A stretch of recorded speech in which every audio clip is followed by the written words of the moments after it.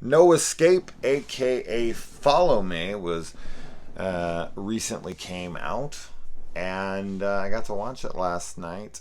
And this is from the director of Escape Room. Now, this is not the Escape Room that I think, what was it, Robitaille or whatever. I think that was the guy. The big one, the one that was in theaters. This is not that escape room. This is a different escape room. This is the one with Skeet Ulrich, if memory serves correctly, which I did see and I quite enjoyed. I liked that one. Much different than the escape room, the big named one.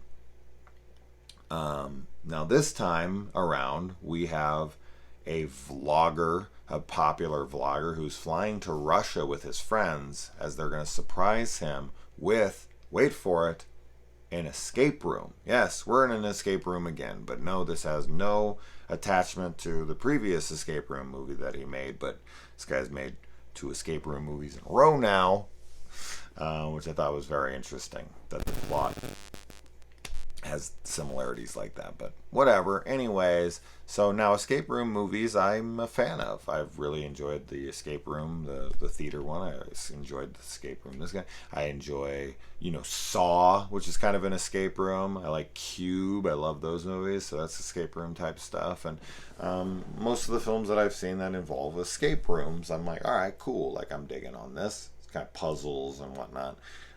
Tensions are high. It's always like constantly going. So yeah, they work well. This one, I think my problem with the film, and maybe people won't have this same response that I did. Number one, I could guess what was happening and what was going to happen a mile away the entire time. The entire fucking time. Like, never once did my belief falter on that. But here's the thing. My belief of what the finale would be should have faltered multiple times throughout the film. But I just knew in my heart when I was watching it, I was like, no, I know this is what's going to happen. I just know it. I just fucking know it. And I just kept true to it. And I was like, even though there's so many things saying to the contrary, logically to the contrary, and that's just it. The film's, like, asking of suspension of disbelief in this movie is outrageous to me.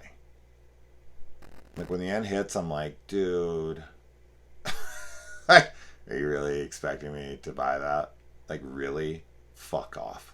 No way, no chance. I'm not going to compare it to anything. I could absolutely compare it to one film in particular, and you would immediately know everything. But I just...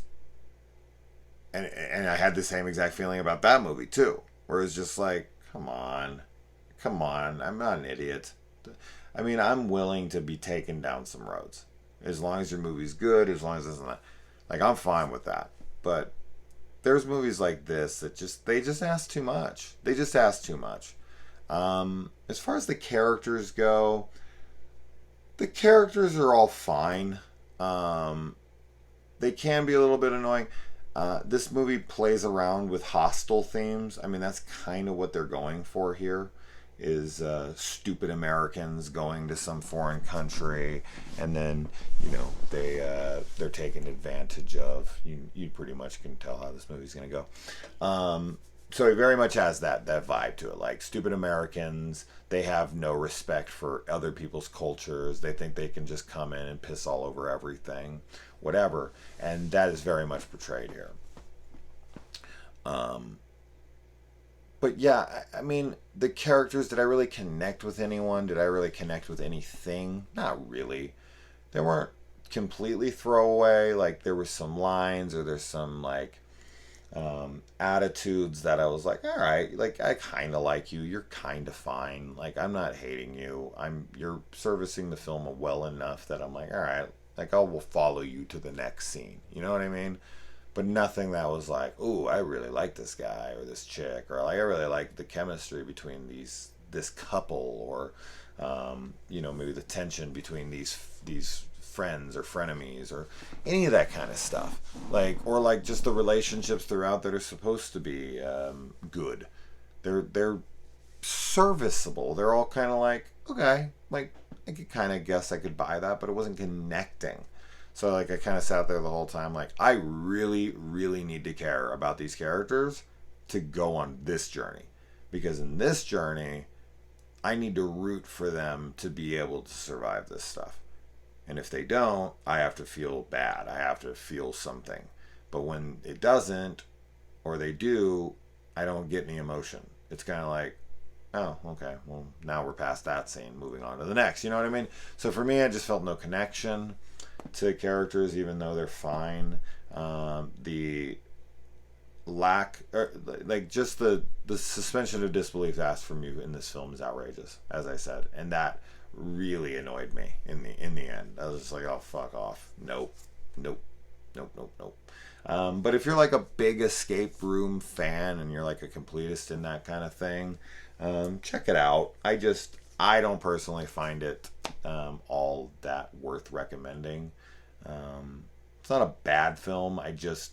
I personally didn't care for it much, and that's a shame because I think it could have been pretty good. Just didn't work for me. So that's my take on it. Let me know if you watch it. Adios and follow me. Just kidding.